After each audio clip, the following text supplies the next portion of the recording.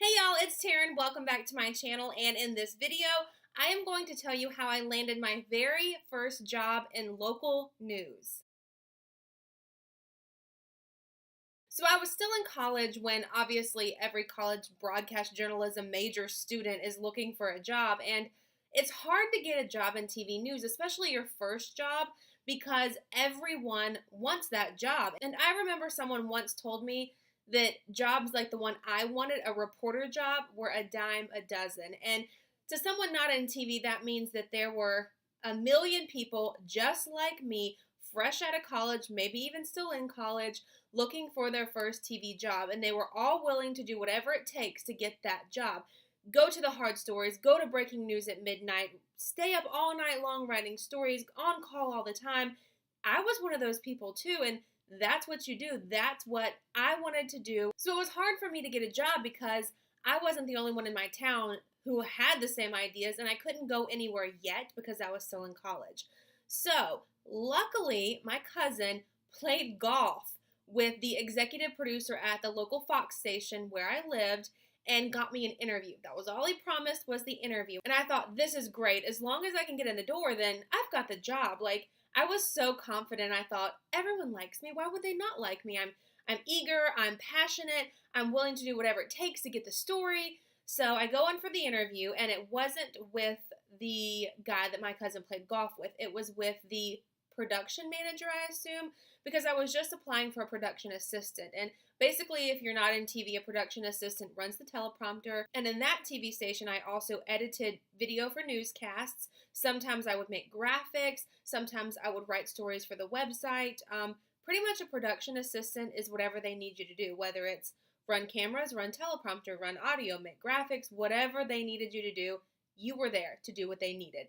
So I go in for the interview with the production manager, and I brought in a VHS tape of a string of videos that I had edited, and I put them all together to show them what I could do because it wasn't an on-air job, so they didn't need to see me in any of this video, which is cool. You know, I thought, let me just get my foot in the door. That's what I need to do. So I go in for the interview. He watches the tape, and as he's watching it, he's taking notes at the same time, and thank God he was looking down at this point because there was a jump cut. And I thought, man, like I have an interview, like what was I thinking? Like there's a jump cut? Really, Taren? Really? You couldn't take the time to watch that 3-minute video over again and catch that jump cut. Luckily, he was writing notes at that time, so he didn't see it. I got the job, and it was full time, but the salary was, I think, at that time, oh my gosh, 75, 90 cents above minimum wage, full time. But I wanted the job. It didn't matter to me. I was still in college, lived at home. So I took the job. So I get in and I'm editing videos. I'm writing for the web. Everything that they said that I could get my hands into, I was willing to do it. And then I even worked weekends. So after hours on the weekends, I would actually rehearse and practice, and I would write scripts and I would throw them in the teleprompter, and then I would go on set and I would read them and I would watch the tape back and I would think, okay, take notes. That you didn't emphasize that word correctly, or you didn't show enough emotion here, or don't make it look like you're reading. So that's what I wanted to do, was be on air. I wanted to be a reporter. I wanted to go out. I wanted to tell stories. I wanted to talk to people. I wanted to be in the community. So at night, on the weekends, I would stay late, sometimes by myself. I would go into the control room, punch up the shot that I needed, and then I would go in the audio booth, turn my microphone on, and then I would go sit in the studio and read. And a lot of times I would have someone to help me with teleprompter. You know, when you're new at this, every little thing that you do you think is amazing. So you post it and you want people to watch it and you want people to tell you what's good about it, what's not good about it. Help me, help me, help me. How can I do better? Because that was my job. That's what I wanted to do so bad. I had such a passion to be on TV and on air, like I said, and in the community. That's what I wanted to do.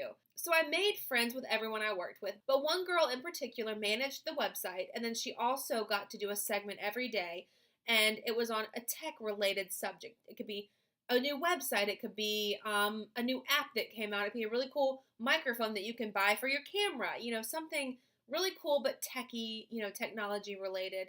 And so she would let me help her write stories for the website, and I did that a lot. I did that so often that they kind of shifted me into that spot where I would write for the website.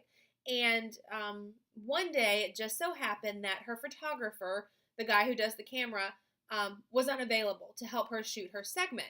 So I was like, hey, let me help you. Please let me help you shoot this segment.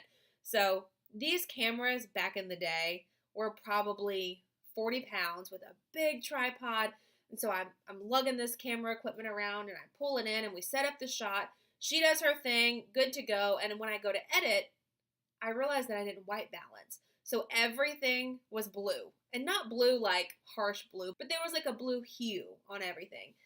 And I was so embarrassed because I was like, man, this one shot that I got, and she's my friend on top of that, and then I mess it up. I mess it up, and that's not only on me to look bad, but now it's her segment is an hour to air, and it needs to be redone. So the EP, who ended up knowing my cousin, how I got the interview, comes in, we get another photographer, they reshoot the segment, everything's good to go, and I never got to do that again there. And I totally understand, like, at the time, I was so discouraged, and I was so, gosh, I could do better, give me one more chance, but now looking back, I understand. I mean, I screwed them over 100%, and luckily, they had a photographer available to reshoot, but, I still wanted a chance to prove myself, even though I'd kind of been given one, and I flopped.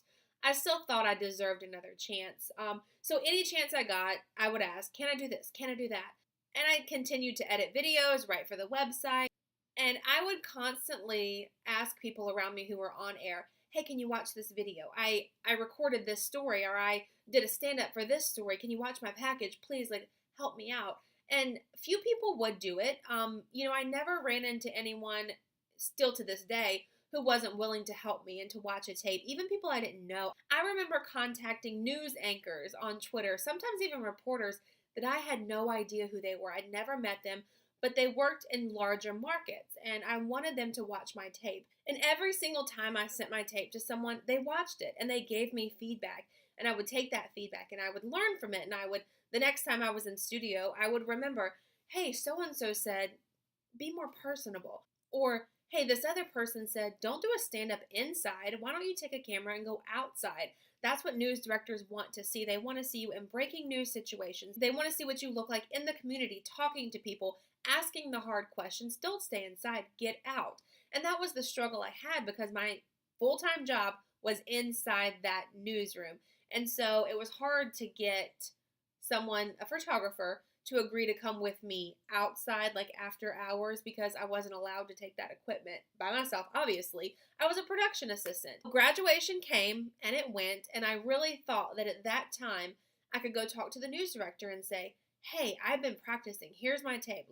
Let me be on air. That's what I want to do. So I go in there and I take in my tape, and he doesn't even watch it. Like, he doesn't watch it in there with me. I don't know to this day if he ever did watch it. He didn't really give me any sort of feedback except for, hey, if you want a job in TV, you're not going to be able to start here. Go work somewhere else because this market is too large for you. And back then, I was so mad about that because I thought, I can do this. Give me a shot. But I didn't get the shot. I didn't get the shot at that TV station. And turns out my sister and her husband wanted to move to Florida, closer to Disney. That's what they like to do. They were having children.